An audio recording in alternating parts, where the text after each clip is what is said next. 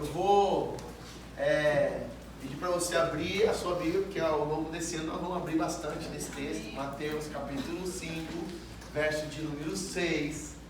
E nós vamos ler juntos esse texto que está no Sermão do Monte, sermão que Jesus pregou aos discípulos, logo no início da caminhada.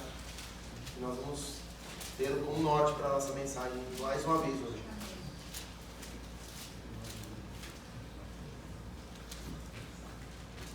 O que é que diz aí?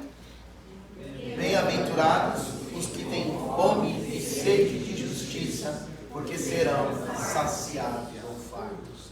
Pai, eu te adoro porque o Senhor sempre tem essa visão, essa direção para nós, de nos amparar, de nos acolher nos teus braços. E nós oramos para que o Senhor abra os olhos do nosso entendimento nessa manhã. Nós não queremos outra coisa a não ser absorver a tua palavra, sermos regados por ela, lavados. Senhor, em nome de Jesus, que os nossos olhos do entendimento sejam iluminados agora. Ajude-me, Deus, a transmitir as Sagradas Escrituras de uma maneira muito lúcida, de uma maneira muito clara para esses meus irmãos. E nos faça conscientes daquilo que o Senhor tem para nós esses dias. Oro para que neste início de ano, Pai, primeiro culto deste ano, que nós tenhamos esta clareza de que nós saímos das nossas casas não para outra coisa a não ser sermos saciados, porque temos de fato fome e sede de justiça da tua parte. Faça-nos compreender hoje o que é a justiça do Senhor e de maneira prática como nós podemos agir nela. Em nome de Jesus oramos. Amém. Amém. Glória a Deus. Podeis assentar, queridos. Privilégio de poder pregar essa mensagem, tema para você que não veio no dia 31, não pôde estar aqui conosco. Eu preciso dar um resumo e eu vou contar com a paciência daqueles que aqui estiveram. Tudo bem? Porque senão a gente começa num passo à frente e a gente não pode deixar ninguém para trás. A gente tem que caminhar todo mundo junto, tá certo? Na mesma visão. Então Mateus capítulo 5, versículo 6 está inserido no Sermão do Monte. Esse sermão foi um sermão pregado por Jesus para os discípulos já no início da caminhada, da obra do reino de Deus. E o que me chama a atenção aqui nesse texto, que vai praticamente nortear o nosso tema ao longo do ano, é sobre a justiça de Deus. Que nós somos aqueles que temos fome e sede da justiça, ou de justiça, justiça de Deus. Então, essa justiça, ela não pode ser entendida como vingança, ela não pode ser entendida como revanche, ela não pode ser entendida como, digamos assim, ato de desforrar a nossa ira por uma ofensa. Então isso não é justiça, isso é a justiça do padrão humano. E a Bíblia diz que a ira do homem não produz a justiça de Deus, porque a palavra justiça, tanto no hebraico, para o Velho Testamento, quanto para o Novo Testamento, no grego, ela tem uma definição muito peculiar e associada, tanto do Velho quanto do Novo. É retidão. Quando a gente pensa em justiça, a gente está pensando em retidão, em alinhamento, em ajuste. Daí vem a palavra, né? Ajuste e justiça. Então, ajustar. Então nós, como pecadores que somos, fomos desalinhados à vontade de Deus, desalinhados ao propósito de Deus, lá desde o início, com Adão e Eva. Obviamente, o propósito de Deus era aquele, quando criou o universo e colocou o homem no jardim, para viver em plena comunhão, pleno ajuste, pleno alinhamento. Então, se o homem tivesse vivido de lá para cá, sem pecado, estaríamos todos nós desfrutando de uma vida plena em Deus, alinhada aos seus propósitos. Agora, depois que o homem pecou, e a gente sabe disso porque a gente leu o livro de Gênesis, a gente vê que toda aquela plenitude de vida se esvaiu. No capítulo de número 2, a partir do versículo de número 8 lá, o Senhor, depois de ter colocado o homem no jardim do Éden, fez cair um pesado sono nele, criou a mulher da costela do homem, fez os dois uma só carne e deu a eles o jardim para cultivar, guardar com uma ordem: não comerás da árvore do conhecimento do bem e do mal, porque no dia em que dela comeres, certamente morrerás. A palavra morrerás, para quem não entende o que está por trás dela, não era só a morte física, era a morte espiritual, sobretudo a morte espiritual, a quebra de comunhão, portanto, afastaria o homem dos propósitos, dos planos, e dificultaria esse alinhamento, porque agora o pecado estaria digamos assim,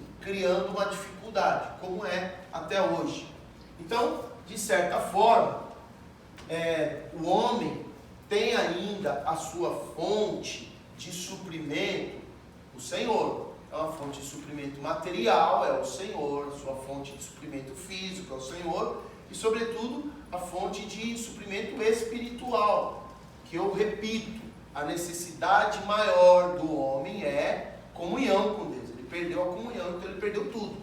Quem perde a comunhão com Deus perde nada mais, nada menos que tudo, perde tudo, porque vive como morto. Está vivo fisicamente, mas está morto no que diz respeito ao futuro de Deus, à história de Deus, a plano de Deus. Então está separado da graça de Deus. Então, se a gente observar, a garantia de que o Senhor ainda é a fonte, ela não só se dá por conta dos relatos do Gênesis, como promessa de Deus em suprir a necessidade do homem, mas como também, por exemplo, se a gente lê o Salmo de número 37, fala lá que o salmista, falando Davi, que ele fora velho, que ele já fora moço, e na ocasião que ele registra o texto, ele era velho, e que ele nunca viu um justo padecer fome nem mendigar o pão. Então, isso é um sinal de que Deus tem uma responsabilidade em suprir as nossas necessidades. Ele continua sendo a nossa fonte. No Novo Testamento, o apóstolo Paulo dizendo: e o meu Deus, segundo a sua riqueza em glória, há de suprir cada uma das vossas necessidades em Cristo Jesus. Então, ali está a recomendação de que o Senhor continua sendo a fonte da nossa necessidade física, material. Mas a necessidade espiritual, ela é clara, porque se você observar, desde o Gênesis, quando ao cair da tarde, o homem praticamente parava de trabalhar, porque vinha a noite, vinha o final do expediente. Ele tinha, obviamente, o descanso dele. Então, o Senhor vinha para agora estabelecer relacionamento. Então, na viração do dia, se você ler depois na sua casa, Gênesis capítulo 3, verso 8, você vai ver que todos os dias o Senhor tinha esse costume de vir para ter um relacionamento, para ter aquela conversa, para ter aquela aproximação com Adão e Eva. E eles estavam em estado pleno de vida, eles estavam perfeitos. Então imagina que a necessidade espiritual, a necessidade de relacionamento com Deus, ela não se deu apenas pelo pecado, gente. Tudo bem? Está claro isso? Então no Éden já tinha essa comunhão, esse relacionamento com Deus. Essa necessidade, portanto, do homem se relacionar com Deus. Agora, pensando nessa situação, depois do que aconteceu no pecado, na situação do pecado, o homem agora, ele está com os seus olhos obscurecidos, ele não consegue mais enxergar o propósito de Deus, porque o pecado agora o está cegando, está dificultando enxergar. Então, partindo desse princípio, meus irmãos, é que a gente chega nessa fala de Jesus. Então Jesus vem agora ao mundo, é enviado ao mundo. Estou encurtando a história aqui, tá certo? Eu estou pulando do Gênesis, já estou chegando no Mateus.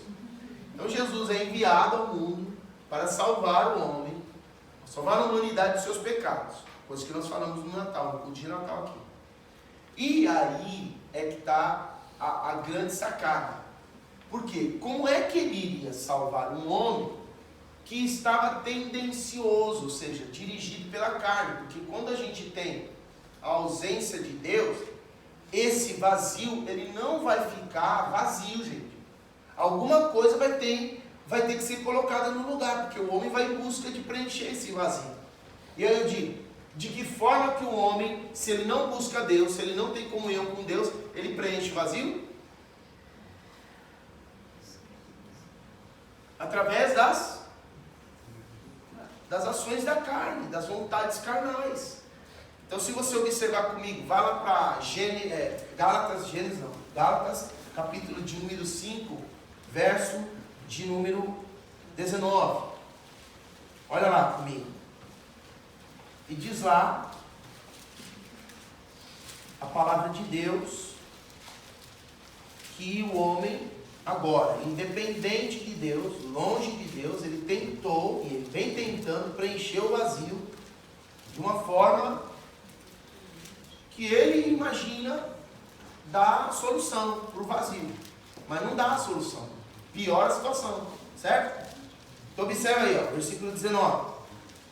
Ora, as obras da carne são conhecidas e são prostituição ou imoralidade sexual, impureza lascívia, idolatria, feitiçarias, inimizades, porfias, ciúmes, iras, discórdias, dissensões, facções, invejas, bebedices, glutonarias e coisas semelhantes a estas, a respeito das quais eu vos declaro, como já outrora vos preveni, que não herdarão o reino de Deus os que tais coisas praticam. Mas o fruto do Espírito é amor, alegria, paz, longanimidade, benignidade, bondade, fidelidade, mansidão, domínio próprio. Contra estas coisas não há lei. E os que são de Cristo Jesus crucificaram a carne com as suas paixões e concupiscência. Então aqui, a gente destacou no primeiro dia do ano 3 situações que a carne, ela tenta sabotar o processo de saciar a fome e sede em Deus. Então a carne, ela vai sempre colocar você numa forma de saciedade falsificada, magia de pensamento ou autopiedade. Saciedade falsificada, o que eu quero dizer com isso? Que é qualquer forma de preencher o vazio que só Deus poderia ocupar, dando uma sensação de paz, de alegria, de satisfação que não é proveniente de Deus, mas da carne. Então, vai te produzir um bem-estar? Sim, mas momentâneo, não duradouro e nem edificante. Porque só o que pode ser duradouro e edificante é da parte de Deus, é o que provém da palavra de Deus, do Espírito de Deus. Tudo bem, pessoal? Então, qualquer saciedade que você tiver, que seja momentânea e que não te edifique, que não faça você crescer, que não leve você para um relacionamento ainda mais profundo com Deus, pelo contrário, te afaste de Deus, é uma saciedade falsificada. Porque vale lembrar que a impureza sexual dá prazer, dá, mas é momentâneo. Depois daqueles 5 minutos, 10 minutos, ou uma noite de prazer, vem um estado de vazio ainda maior, né? Por exemplo, a feitiçaria. Quando alguém vai lá e faz uma feitiçaria, faz lá um pedido para um Deus lá, que tenha que render a ele um trabalho, qualquer outra coisa, dá um prazer momentâneo no sentido de saber que vai ter uma resposta, de que alguém o ouviu. Mas depois os prejuízos desses tais deuses cobrando, né, no encalço da pessoa ali, é uma desgraça, né? É uma tristeza sem fim. Agora, pensando não só na saciedade falsificada, mas na magia de pensamento. Magia de pensamento é uma outra coisa que a nossa carne produz. Magia de pensamento, eu diria que é tudo aquilo que falsamente a gente acredita de que sem esforço, sem empenho, sem uma mobilização da nossa parte para atender à vontade de Deus, vai acontecer ao nosso favor. Então, por exemplo, alguém que imagina prosperar estando numa vida de falcatrua, vai prosperar? Não vai prosperar. Deus não vai abençoar alguém que está na falcatrua. Então essa pessoa precisa abrir mão, se arrepender, ajustar-se ao padrão de Deus, confessar o seu pecado para prosperar. Não é assim que diz a palavra? Enquanto calei o meu pecado, os meus ossos envelheceram, se secaram. Um outro texto que o salmista também declara, que aquele que confessa as suas transgressões e as abandona, e as deixa, alcançará o que, pessoal? Alcançará misericórdia, vai prosperar, vai ter uma resposta de Deus. Não tem jeito, se não tiver uma atitude em resposta àquilo que a palavra está dizendo para fazer, se eu e você não prestarmos atenção que o conselho de Deus, ele é oportuno para todo o tempo e para todas as situações, se Deus falou porque tem urgência na nossa vida, e a gente não se empenhar em fazer aquilo que Deus deu de conselho, nada na nossa vida vai mudar, tudo pode ser magia de pensamento. Então, eu disse aqui, na noite do ano novo, né? Tem muita gente que fala assim, eu vou casar com uma mulher de Deus, mas o cara não é um homem de Deus. Não vai casar nunca com uma mulher de Deus, porque não está se empenhando em ser um homem de Deus. E vice-versa. Alguém que diz assim, eu vou ter uma promoção no meu trabalho, mas sem estudar, sem se especializar, sem se aprimorar. Não vai ter, meu irmão, porque Deus não vai contrariar a própria palavra dele. Você precisa se empenhar, você precisa digamos, aprimorar naquilo que você está se propondo a fazer. Tudo com excelência e ordem é proveniente de Deus. Tudo que é com relaxo, com displicência e negligência é obra da carne. Então, por isso que a gente não pode cair nesse engodo, né? Você quer a sua vida melhorando, irmão? Então, no que é que você tem que se aprimorar para Deus? Quanto é que você tem que se aproximar mais de Deus? Quanto é que o seu relacionamento com Deus tem que ampliar? Aí é que está a questão. Sem isso é magia de pensamento. E por fim, a autopiedade. A autopiedade é um mal que tem atacado N pessoas no mundo, né? Porque as pessoas que fracassam, nem todas elas ficam no fracasso, ficam nadando ou afundadas no fracasso. Tem pessoas que fazem do seu fracasso mínimo um trampolim para uma atitude melhor, para tomar decisões sábias na vida e não repetir os mesmos fracassos.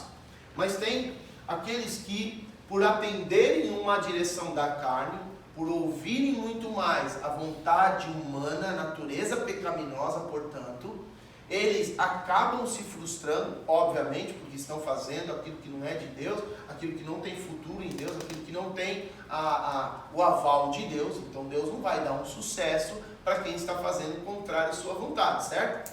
E aí essa pessoa se frustra e ela se angustia e ela não admite o fracasso, que é só dela. O fracasso é dela. O fracasso é dela por quê? Pergunto. Óbvio, simples, porque ela não fez a vontade de Deus.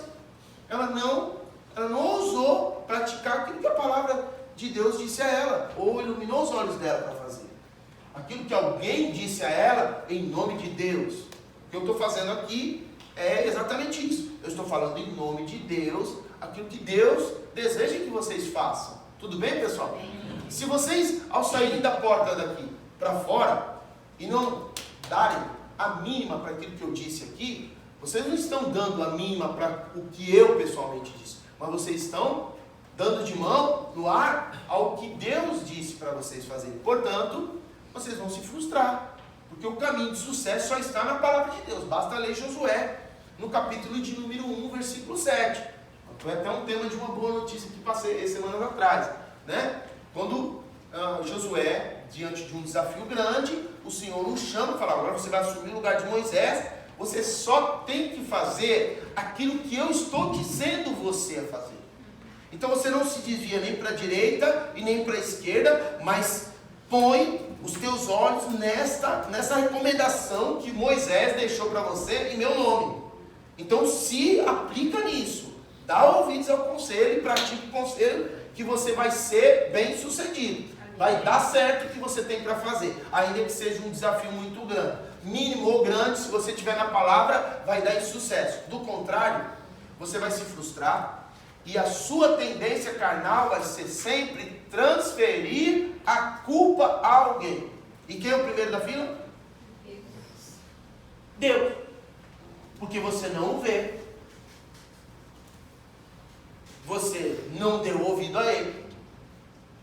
Você não ousou obedecer o conselho dele. Então, como ele, aparentemente, aos seus olhos não está presente, então é mais fácil culpá-lo. Então, Deus é o culpado. porque a minha vida não vai para frente. Deus é o culpado porque o casamento não vai para frente. Deus é o culpado porque os filhos estão atribulados. Deus é o culpado porque a profissão não está dando certo. Deus é o culpado de uma série de situações. E a pessoa acha que transferindo culpa, ela vai ter a saciedade, ela vai ter o preenchimento do vazio que está dentro dela. Mas não, vai piorar o estado do vazio, porque ela está se afastando cada vez mais. Então agora ela está piorando a situação de vazio. Ela está colocando um impedimento, que é o orgulho. Então o orgulho agora faz com que Deus a resista. Porque se alguma coisa, irmãos, prestem atenção no que eu vou te dizer. Deus é amor? Mas Deus também sabe como lidar com pessoas orgulhosas. Então pessoas orgulhosas, pessoas soberbas, prepotentes, que não reconhecem, não admitem o próprio fracasso e tem a tendência de transferi-lo ao outro, é resistência, é silêncio. Então Deus deixa a pessoa no silêncio. Ele não deixa de amá-la, mas Ele dá um tratamento VIP para ela. Silêncio para você. Você vai ficar no cantinho da disciplina aí. Então Deus coloca a pessoa num estado mesmo de silêncio, até para que a consciência dela recobre-se a ponto de depender de Deus, de voltar a depender de Deus. Então nesse momento é onde a autopiedade toma conta, se a pessoa não reconhece que tem uma limitação. Então, saciedade falsificada, magia de pensamento e autopiedade. Então a gente tem que abandonar isso. E como é que abandona-se isso? Abandona-se isso só andando na direção de Deus. E aí, você fala assim, você pode me perguntar, mas pastor, eu sei, isso aí é o ideal. Na prática, como é que isso funciona? Como é que eu posso andar na direção de Deus? Como é que eu posso voltar para a direção de Deus? Como é que eu posso, ainda que cego, ter o entendimento que eu preciso de Deus, que só Deus pode preencher o meu vazio? Então, primeiro é expondo sua necessidade de Deus. Eu preciso do Senhor. Então, tem muita gente que sabe que precisa de Deus, mas não reconhece que precisa de Deus. Então, é como o salmista disse lá em Salmo de número 42. Agora eu vou pedir para você abrir de novo. Salmo de número 42, no versículo de número 1. Salmo de número 42, versículo 1.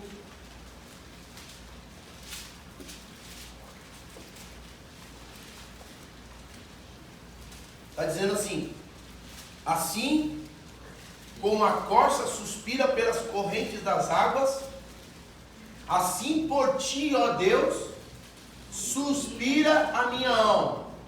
Vou repetir. Assim como a corça suspira pelas correntes das águas, assim por ti, ó Deus, suspira a minha alma. Então, aqui o salmista está deixando muito claro qual era a necessidade dele. Ele estava dizendo: eu tenho um buraco na minha alma.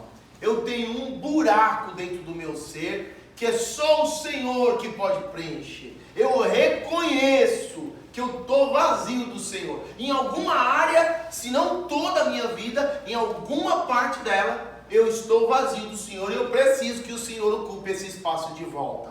Então eu e você, ao longo desse ano, vamos precisar admitir isso todos os dias. Amém, irmão? Amém. Se você quiser ser saciado por Deus, você vai precisar reconhecer que tem situações da sua vida que ainda estão vazias de Deus, ainda estão desajustadas ao padrão, ao princípio da palavra de Deus, ainda estão desalinhadas, desconectadas do plano eterno de Deus. Tem ou não tem? Tem muita. A gente não pode negar. Está me vindo à memória aqui um outro salmo, Salmo de número 63, versículo de número 1, que o salmista também está falando nesse tom não de fome e sede, mas de escassez, de necessidade. Então observa aí o que o salmista diz no Salmo de número 63, versículo de número 3, e você vai ver aí se eu não tenho razão no que eu estou falando. Olha aí. Gente, nós não estamos falando de uma pessoa. É 63, 1. 63, versículo 1. Então, está dizendo aí: ó Deus, tu és o meu Deus forte, eu te busco ansiosamente, a minha alma tem sede de ti, Meu corpo te almeja como terra árida, exausta e sem água.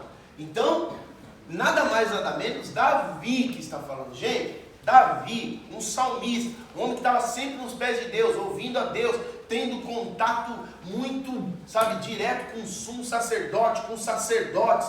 Era um homem espiritual, ele era um homem adorador. Mas mesmo assim, ele reconhecia que tinha áreas da vida dele que ele estava completamente vazio, sedento, como terra árida e seca que precisa de água. Eu e você precisamos ter essa humildade, portanto, se nós queremos ser bem-aventurados e saciados, tendo a nossa fome e sede de justiça de Deus saciada. Uma segunda prioridade aqui, além de expor a nossa necessidade de Deus, é decidir. Agora é o campo de decisão. Decidir amar a Deus e ouvi-lo, parar para ouvi-lo. Por isso é que agora a gente linka uma coisa com a outra. Poucos instantes eu falei da palavra. A palavra é um mecanismo de aprender a ouvir a Deus. Porque você está lendo as Escrituras, mas Deus está falando enquanto você lê. Então, quando você lê, você consegue ouvir a voz de Deus. Então, nós precisamos decidir ouvir a voz de Deus. E há um detalhe que eu também comentei aqui na noite do Ano Novo, que ao longo desse ano nós vamos aprender algumas maneiras. No culto do Espírito Santo eu sempre vou dar essas pinceladas. Como ser guiado, como ser dirigido pelo Espírito Santo de Deus e como perceber a voz de Deus, como perceber Deus falando, como perceber Deus dando uma direção para a nossa vida. Porque alguns acreditam que é só pela palavra de Deus. Eu acredito que é pela palavra de Deus primariamente, mas eu não posso dissociar outros mecanismos que a Bíblia me apresenta sobre a forma como Deus pode comunicar as suas ideias e seus valores para mim. Tudo bem, pessoal? Amém. Aí, prosseguindo, então eu decido amar, ouvir a palavra de Deus, porque Jesus nos ensina no Evangelho que aquele que obedece os mandamentos, aquele que ouve os mandamentos e pratica, este é o que me ama. Então, quando a gente dá ouvido àquilo que Deus está falando, gente, é natural que aquilo que nos favoreça, a gente tenha total condição de dar ouvidos. Sim ou não? Sim. A gente tem facilidade. Mas é aquilo que contraria a nossa alma.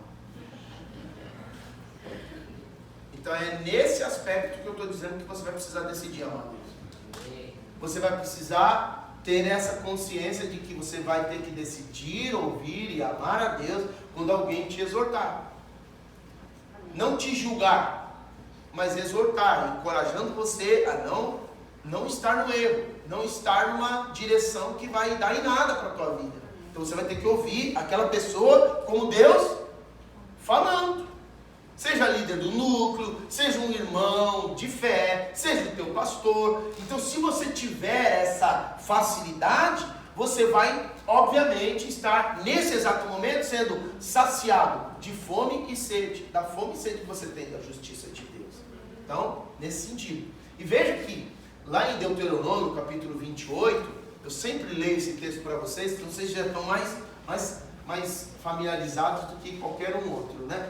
Aí, diz lá, se vocês ouvirem atentamente a voz do Senhor seu Deus, tendo cuidado de guardar todos os mandamentos que hoje lhe ordeno, o Senhor seu Deus exaltará vocês sobre todas as nações da terra. Se ouvirem a voz do Senhor seu Deus, sobre vocês virão e os alcançarão todas estas bênçãos. E aí o texto discorre muitas bênçãos lá. Então tem muita gente que está com um vazio na alma e está tentando suprir com coisas materiais.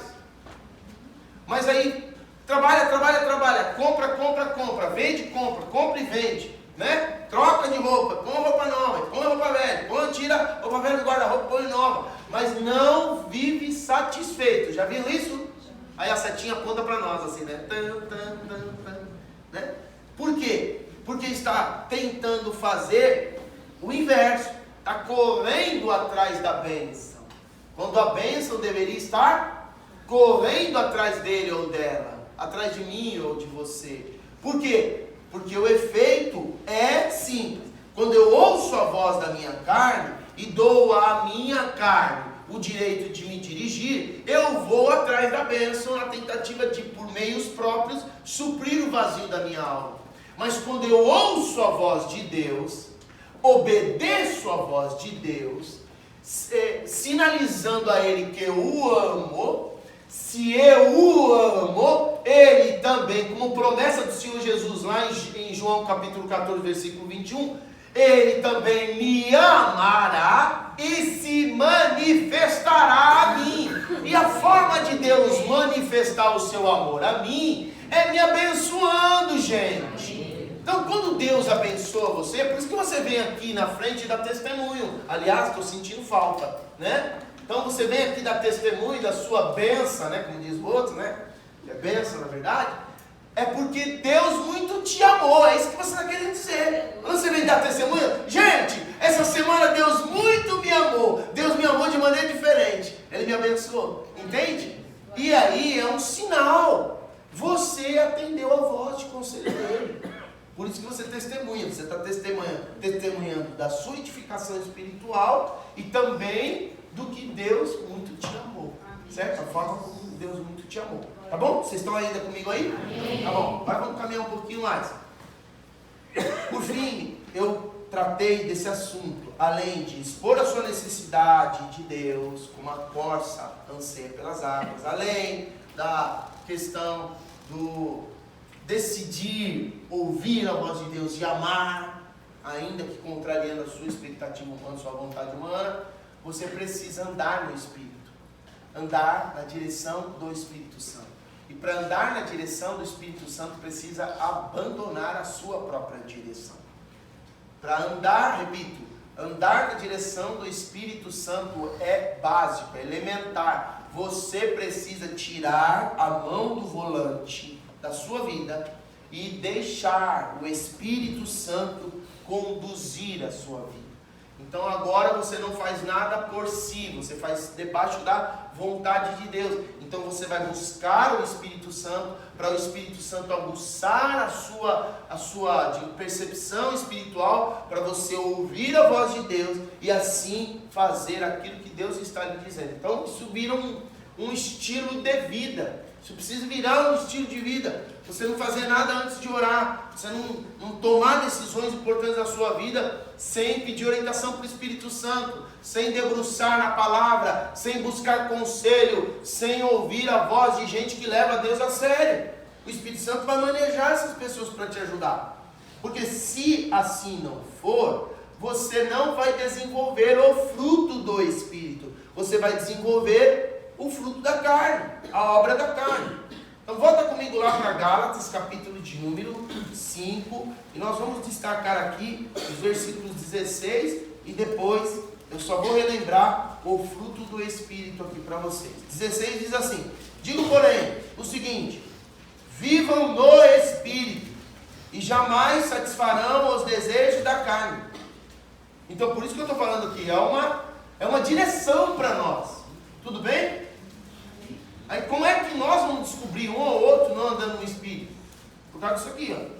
Porque vai faltar amor, vai faltar alegria, vai faltar paz, vai faltar longanimidade, vai faltar benignidade, vai faltar bondade, vai faltar fidelidade, vai faltar mansidão, vai faltar domínio próprio. Por quê? O versículo 24 está dizendo lá: porque a carne não foi crucificada em Cristo.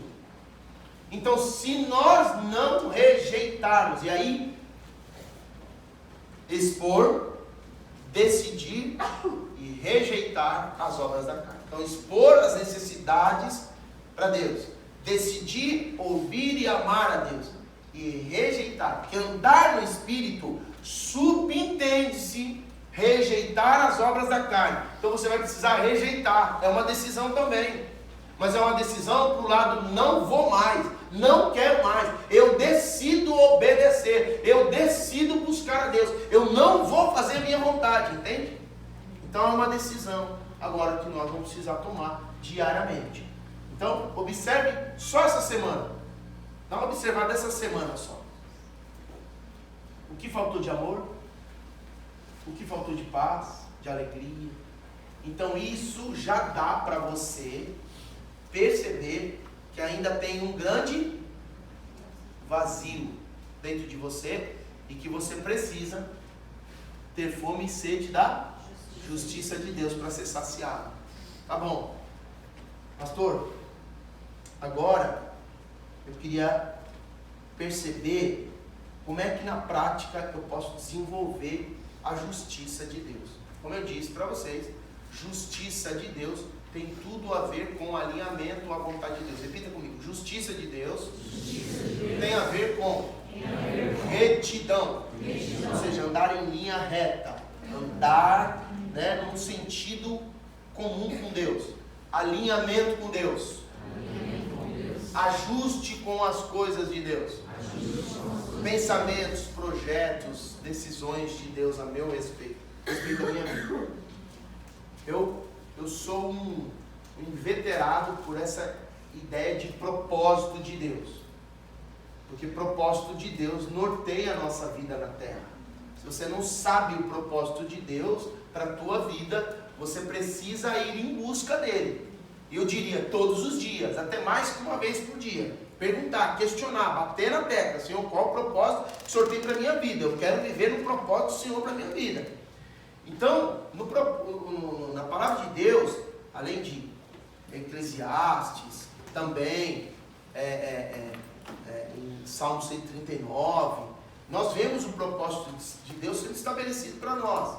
Então, quando o homem resolveu pecar, praticamente ele perdeu essa referência do propósito. Porque para eu e você andarmos no propósito, precisamos estar alinhados com Deus. Fora de alinhamento é básico. Todo mundo aqui que fez matemática ou geometria lembra dos graus lá, né? Lembra daquele do compasso argentino? Então, se você começa naquela regra de linhas paralelas, as linhas paralelas elas andam uma ao lado da outra infinitamente. Só que elas deixam de ser paralelas quando uma das linhas resolve tomar uma outra direção. Então eu e você, no plano espiritual, éramos como a regra matemática do paralelo. São duas linhas que andam ao lado uma da outra de maneira infinita, sem fim. Só que com o pecado a gente fez isso aqui, ó. A gente alterou só um grau, só um grauzinho de distância no início. E hoje são milhares de graus, né? Longe, então não sei. Com o passar do tempo as linhas foram se afastando. Então nós nos afastamos e nos afastamos bem de Deus. Bem ou não? Sim. Muito bem. Então esse vazio que era no primeiro instante pequeno, foi só aumentando. Então, para a gente não viver nessa situação, como a imagem mostra, de mendicância, nós precisamos voltar para Deus. Nós precisamos voltar para Deus, mas esfomeados de Deus. Porque quando se fala de fome e sede, é alguma coisa que a gente não consegue ficar nessa situação por muito tempo. A gente tem que saciar rapidamente. Então todo dia a gente vai ter que voltar para Deus. Todo dia. Amém. Então quanto mais a gente estiver perto de Deus, menos a gente vai ter fome e sede dele, e menos a gente vai estar desajustado ao propósito eterno. Amém. Tá bom. Agora eu quero levar você para 2 de Coríntios, capítulo de número 5, versículo 21. E por incrível que pareça, eu já estou encerrando. Estou partindo para o fim aqui. 2 de Coríntios, capítulo 5, verso 21.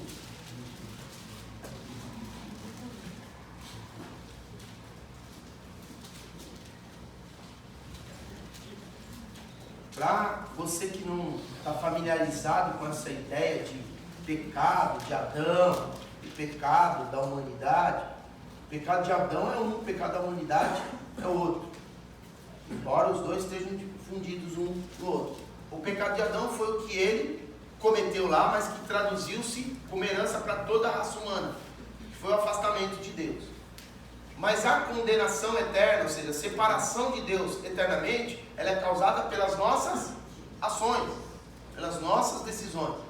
Então, quando a gente fala de pecado, pecado original de Adão, pecados no plural, então está se tratando do nosso pecado. Então, a gente não está separado de Deus por causa de Adão, tá certo? A gente está separado de Deus, categoricamente, também por causa do nosso pecado próprio, a nossa decisão. E a gente pode ter esse entendimento mais claro. Romanos capítulo 5, versículo 12 diz assim: assim como por um só homem entrou o pecado no mundo, pelo pecado a morte passou a todos os homens, porque todos pecaram, né? Então, no caso,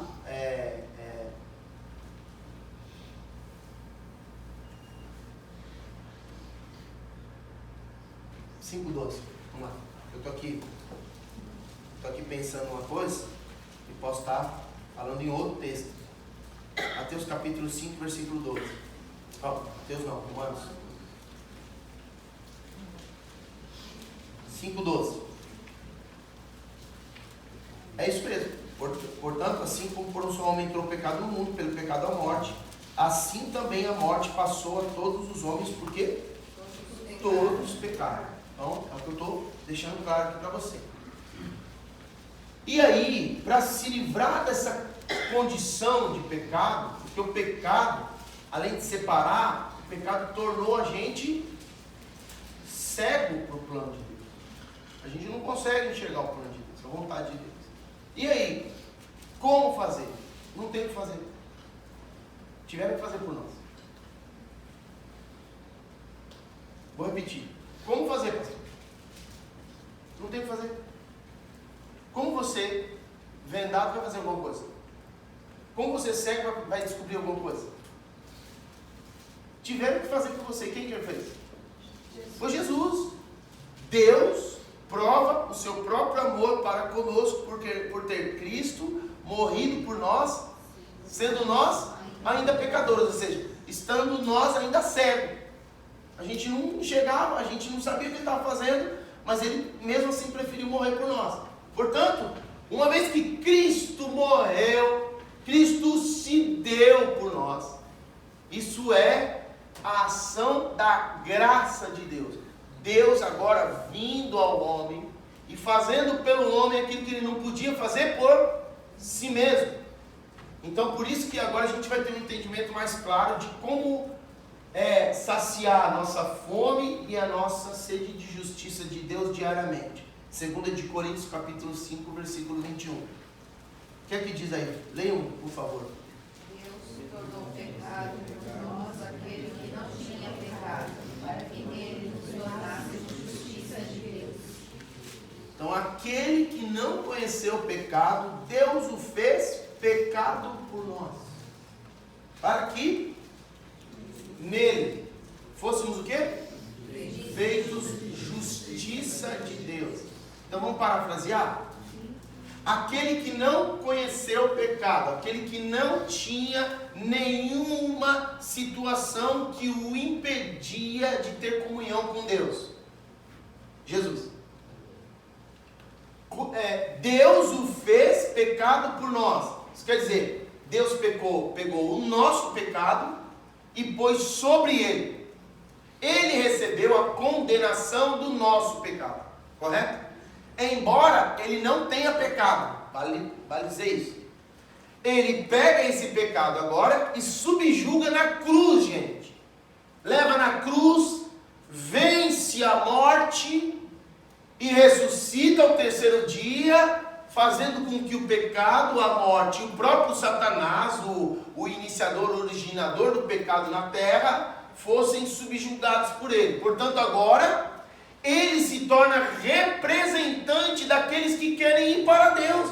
Porque se ele venceu e nada o impediu de chegar a Deus, que aqueles que estão nele também vão receber esse mesmo direito. Amém, glória a Deus. Ainda que foram acometidos o pecado só vai sair de nós, da nossa natureza, quando? Quando nós fomos arrebatados, gente. Porque até lá o pecado ainda vai ter tendência de nos consumir. Vai ter tendência de nos dominar. Então, basicamente é isso que acontece, ó.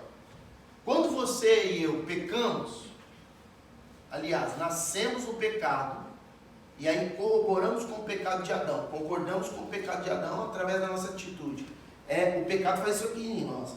Coloca uma aveia nele. Aí, a gente não consegue enxergar nada.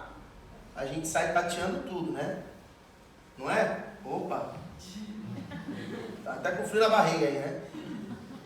Você não consegue ver nada, você não consegue nem enxergar as suas próprias mazelas, porque era assim que eu e você andávamos no mundo. Nós andávamos sem ter noção do que nós estávamos fazendo fora da vontade de Deus. Não é? Vem cá, Carlão. Agora eu vou fazer um modelo com o Carlão.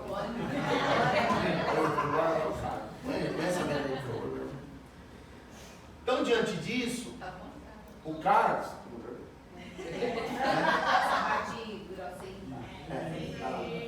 Aí, maravilha. É para ficar bem tampadinho mesmo. Beleza. Então eu vou te chamar. Vem, Carlos. Vem, pode vir. Pode vir. Não dá para ele andar. Dá para ele andar? Não dá. Ele mesmo pode fazer alguma coisa por ele? Não pode. Alguém deveria fazer por ele. Só que esse alguém, ele não pode apenas tirar a venda, porque trata-se da natureza dele agora. A natureza do Carlos está cega, está vazia de Deus. Então precisa ser preenchida. Não é uma coisa que... Eu estou dando o exemplo da venda, tudo bem? Mas a venda aqui, a razão pela qual a pessoa está sem enxergar ou sem discernimento, é porque ela precisa ser preenchida de Deus. Ela tem fome e sede de um alinhamento que ela precisa ter agora com Deus. E esse alinhamento, não basta Jesus dizer assim: agora vem, me segue que eu vou te dar todo esse alinhamento.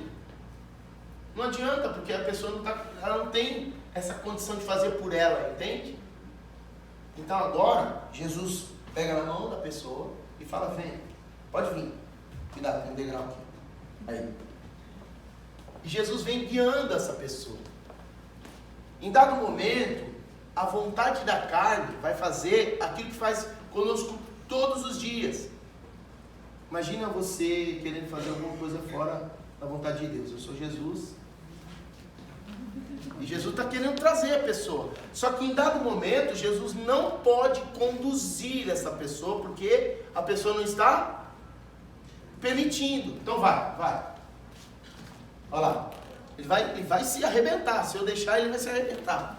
Então, o que acontece? Isso aqui eu estou dando um exemplo do que é a nossa vida. Eu estou contando a sua história, a minha história. Em dado momento, o Carlos aqui, que representa a gente, ele reconhece, fala: não posso andar sem Jesus. Jesus, eu preciso do Senhor. E Jesus está aqui, está tentando fazer. Em dado momento, o Carlos decidiu andar. Você vai nessa direção aqui, tá bom? Aí o Carlos já está muito longe de Jesus, mas aí o Carlos decide voltar. Volta, Carlos. Olha lá. Aí Jesus vem e o conduz. Agora Jesus vai fazer isso aqui com ele. Jesus vai fazer com ele. Cada dia que você se aproximar, Jesus vai fazer isso aqui, ó. Tem jeito de errar? Não tem jeito de errar. Você vai estar sempre sendo conduzido por Jesus, guiado por Jesus. Então, eu tenho fome, eu tenho sede, eu estou orando. Aí o que Jesus está fazendo? Jesus está fazendo isso, está guiando. Eu quero a palavra, eu estou na palavra. Jesus está fazendo o quê? Aí Satanás vem e fala para o Carlos: deixa esse negócio aí, abandona ele, não tem problema. Se o Carlos fala: não, eu tenho sede, Jesus, eu estou ouvindo uma voz, eu estou ouvindo umas coisas, estão falando no meu coração aqui, eu não quero. Jesus fala: fica aí, fica firme, estou contigo. Jesus está levando, entendeu? Então, de certa forma, O Carlos, ele não pode tirar a venda. Porque a venda, vou repetir, representa a natureza dele. A natureza do pecado o deixa sem discernimento. O deixa sem aptidão natural para seguir o rumo das coisas de Deus, na direção de Deus. De certa forma, eu e você, muitas vezes, pensamos, eu já estou há muito tempo na igreja, e aí faz o quê? Larga de Jesus. E Jesus continua. Estar muito tempo na igreja vai tirar a venda? Saber muito da Bíblia, vai só saber da Bíblia, vai tirar a venda? Fazer muitas coisas, muitas obras para Deus, vai tirar a venda? O que é que vai tirar a venda? Você ter comunhão com Jesus. Você dizer, Jesus, eu te quero, Jesus. Eu te quero. Amanhã ou depois, porque imagina todo mundo aqui com essa venda, tá? É que eu não tinha dinheiro para comprar venda para todo mundo. Mas imagina todo mundo aqui com essa venda. Aí olha que legal, vou fechar os meus olhos, vou representar alguns de vocês desse lado aqui, e o Carlos vai ser dessa turma aí, tudo bem? Aí eu e o Carlos estamos aqui batendo papo, né? Ao longo da vida. A gente tá... Carlão, você viu aquela lá, rapaz? O que você viu? Você viu o quê? Não dá pra ver nada. Tá cego. Entende? No aspecto de julgamento, por exemplo. Né? Você viu aquele irmão lá? Não? Tá fazendo tudo errado. Não tá fazendo conforme tá na palavra. Como é que eu posso falar do outro? Lucas capítulo 6, Jesus ensina: um cego nunca poderá guiar outro cego, porque ambos cairão no mesmo buraco. Então, quando eu tiver que julgar alguém, sabe o que eu vou fazer? Eu estou cego, Jesus, eu preciso do Senhor. Entende? O que eu estou falando do outro? Meu Deus, eu estou cego. O Carlos, me ajuda aqui. Como é que eu faço para chegar de... O Carlos, apesar dele não ter total visão, ele já sabe andar mais com Jesus. Então eu posso me apoiar também no Carlos. Eu vou fazer o que aquele irmão está fazendo. Ele está orando bastante, ele tá na presença de Deus, ele está buscando a face de Jesus, ele está dizendo, Jesus, eu tenho uma limitação, Jesus, eu preciso crescer, Jesus, eu preciso mudar, Jesus, me aprimora, Jesus, abre os meus olhos, Jesus, me influencia. Às vezes você está cego, você não desfere golpes nas pessoas que estão do seu lado, mas você desfere golpes em si mesmo. Porque você não consegue enxergar o que Deus tem para você.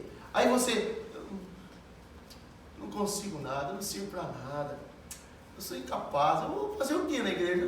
O pastor apresentou aquele monte de líder lá. Eu não vejo potencial. É claro que você não vai ver, você está cego, cara. Você tem que aprimorar os teus ouvidos agora. Porque Jesus vai mostrar para você o que você é capaz. Se você depender de você mesmo, você vai ficar no banco a vida inteira. Eu não consigo falar, eu não sou como o pastor. Claro, o pastor é outro cego também. E ele só consegue fazer porque ele está dizendo, Jesus, eu preciso do Senhor, eu tenho fome, tenho sede do Senhor. Essa minha mulher, viu? Ó, tudo que eu vejo nela, o que você vê nela? Entende? Então agora a gente começa a entender por que Deus está falando para a gente. Vocês precisam ter sede e fome de justiça. Vocês precisam ter sede e fome de mim. Porque quanto mais vocês tiverem, mais vocês vão estar alinhados à minha palavra, aos meus conselhos, aos meus passos, aos meus propósitos, à minha vida, a tudo que eu tenho preparado para vocês, coisas essas que vocês não viram, nem olhos viram, nem ouvidos ouviram o que Deus... Agora vocês entenderam por que não viram? Porque não vão conseguir ver mesmo. Estão sem ajuste. Estão desajustados. Eu vou dar um outro exemplo. Aqueles que usam óculos. Se você pega uma lente que é maior do que o teu grau, o que acontece? Você fala, nossa, ou menor. não estou enxergando, está embaçado, não é assim? Então é mais ou menos isso que o pecado deixou você em termos espirituais, deixou tudo embaçado. Então Jesus tem que guiar você. E aí você fala assim, eu sei, eu não preciso de ninguém, eu sei. Você sabe? Você não sabe nada, porque a Bíblia diz em 1 de Coríntios, capítulo de número 13, no versículo de número 10, 11, diz lá, que hoje nós vemos em parte, mas quando o Senhor voltar, quando vier o que é perfeito, Ele nos esclarecerá, porque hoje nós vemos como que por espelho, obscuramente. Então se você observar, acredito que é 13, 11 ou 12. 1 de Coríntios capítulo 3, versículo 11 ou 12. Aí está dizendo lá, vemos hoje, agora, está falando do tempo presente, nós vemos obscuramente. Como obscuramente? Porque o espelho da época não era esse espelho que a gente vê hoje, gente. Era um espelho de bronze. Então o espelho de bronze não dava uma, ainda que era bronze polido, não dava uma clareza da imagem da pessoa. Então ela se via, mas não via perfeitamente. Hoje o que você vê de Deus não é o perfeito ainda. Não é tudo que é o plano de Deus. Essas nuances, comprar uma casa, ter um emprego bom, ter uma vida em paz, isso é só nuance do que Deus tem preparado para nós, gente. E a gente só vai receber isso tudo, se a gente estiver na presença de Deus. Se a gente estiver junto com o Senhor, se a gente estiver alinhado à vontade dele. Amém? Amém? Porque aí, sabe o que vai acontecer no dia do arrebatamento? No dia do arrebatamento, eu não vi um maranata aí? Glória! Aleluia! No dia do arrebatamento, sabe o que vai acontecer? Quando as trombetas soarem, a Bíblia diz que os mortos em Cristo ressuscitarão primeiro com o corpo glorificado e subirão imediatamente aos ares. Nós, os vivos, aqueles que estiverem vivos até lá, serão transformados. Num piscar de olhos, gente. E aí, a Bíblia diz que nós veremos assim como nós somos vistos. Nós o conheceremos assim como nós somos conhecidos dele. Mas o estágio começa onde? Só no dia do arrebatamento? Não! Começa agora, com fome e sede da justiça de Deus. Obrigado, caramba. Valeu. Vamos aplaudir o nosso voluntário. Vamos lá? Fiquemos em pé.